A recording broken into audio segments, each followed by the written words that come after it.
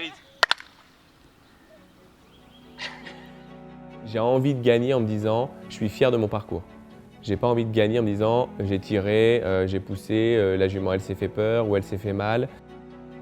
Max, quand il enchaîne ses parcours, c'est pas la gestion de la fuite freinée, c'est vraiment lui et son cheval ensemble en train de faire quelque chose, surtout ensemble. C'est pas l'homme contre le cheval qui essaie de forcer le cheval de compléter le parcours.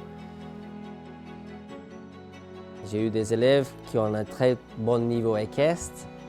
Quand on ajoute sur un bon cavalier la compréhension animale, ça va très vite et ça va très loin.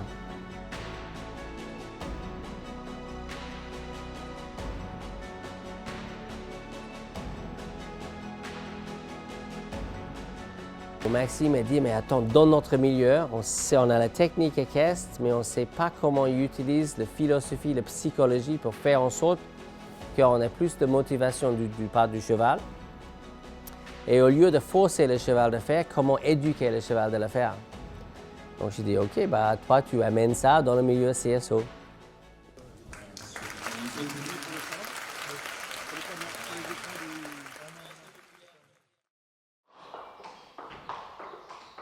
L'éthologie, elle va apporter dans ce sujet vraiment la partie comportementale.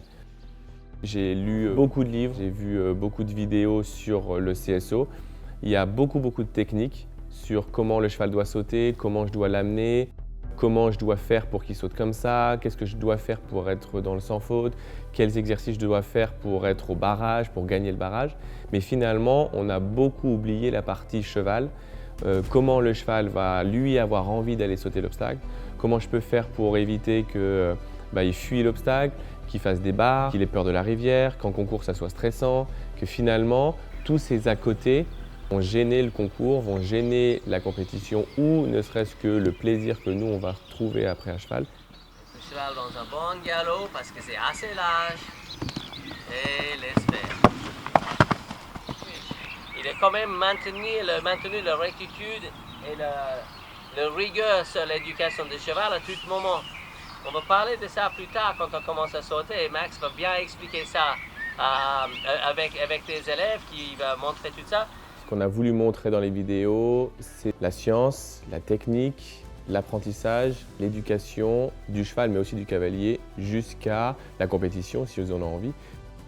Et l'objectif du module, c'est de pouvoir avoir des chevaux encore plus sereins, d'avoir des chevaux encore plus performants, d'avoir des chevaux encore plus connectés. Bon, maintenant, on est sur le terrain, on a mis les obstacles sur place. On a des élèves de l'école en train de travailler. Dans le travail monté, la suite du travail au sol, ça va être de travailler un peu plus la partie connexion, la partie impulsion et vraiment d'essayer d'avoir un cheval relâché tout en sautant et tout en travaillant l'équitation que nous on va connaître avec la rectitude, l'impulsion, les abords, le travail de gymnastique et donc on va vraiment essayer de garder la même décontraction qu'on avait eu au sol. Et ce module, il est vraiment là pour expliquer ça. Comment je peux faire en sorte que mon objectif, le CSO, devient l'objectif de mon cheval. Comment je peux faire en sorte que ça marche pour lui. Au lieu de forcer le faire, comment je peux éduquer le faire. Je ne suis pas sûr que dans les années à venir, que le public va nous permettre de forcer le cheval de faire quelque chose qui ne vient pas du cheval. Mais je sais que si on éduque le cheval, on peut faire en sorte qu'on partage les mêmes objectifs et qu'on a cette sensation de faire le parcours ensemble. Que moi, je guide le cheval, que le cheval reste connecté avec moi. Et ce n'est pas un combat ni une compétition avec mon cheval, mais plutôt une complicité basée sur la communication qui vient à la base de l'éducation et j'amène ça sur un terrain avec les obstacles. Ça, c'est très important. Pas simplement pour éviter le stress, la défense, la fuite, la peur et tout ce qui va avec pour le cheval, mais aussi pour des cavaliers. Parce que je vois beaucoup de chevaux, beaucoup de cavaliers qui sont dégoûtés un petit peu ou par l'équitation ou par le saut obstacle parce que c'est trop dangereux, parce que ci, parce que ça. Mais je suis sûr et certain avec une meilleure compréhension qui amène à une meilleure éducation et une vraie diminution de problématiques.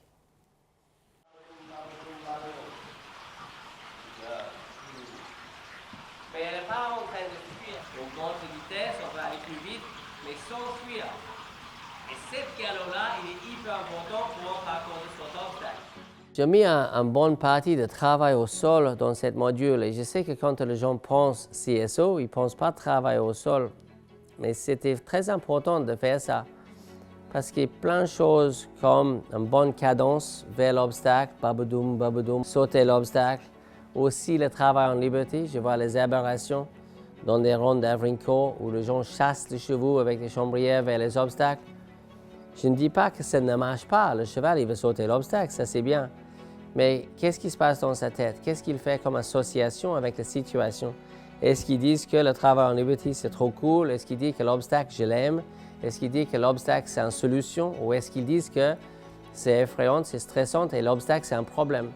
Moi je vois beaucoup de chevaux de CSO qui voient l'obstacle comme un problème. Et moi je veux que le cheval voit l'obstacle comme une solution. Et là, ce qu'on va faire avec Max, c'est vraiment expliquer comment l'obstacle peut devenir la solution pour le cheval. J'ai cette sensation que le travail au sol et le travail en liberté est très important pour apprendre aux chevaux à sauter avant d'avoir un cavalier sur le dos. On va vraiment préparer les chevaux à enlever le stress, diminuer la fuite, augmenter la connexion et c'est vraiment ce qu'on va rechercher ensuite dans le travail monté. Le plus important, c'est le cheval. Ce n'est pas la compétition, ce n'est pas la technique.